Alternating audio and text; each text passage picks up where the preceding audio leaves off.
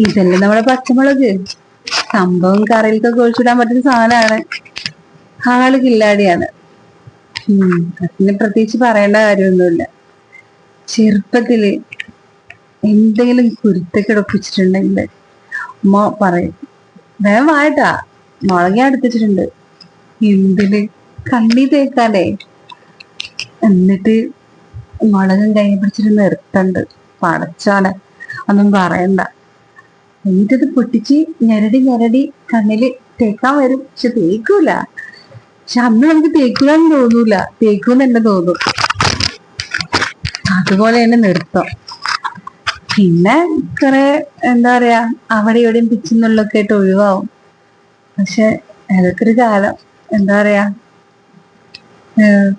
കുറെ ഭീഷണിപ്പെടുത്തുള്ള ഒരു ഐറ്റാണിത്. ഇതുപോലെ ആർക്കെങ്കിലും അനുഭവം ഉണ്ടെങ്കിൽ ഒന്ന് കമന്റ് ചെയ്യണേ. പോരെങ്കിലും ഒന്ന് എന്റെ ചാനൽ സപ്പോർട്ടും ചെയ്യണേ.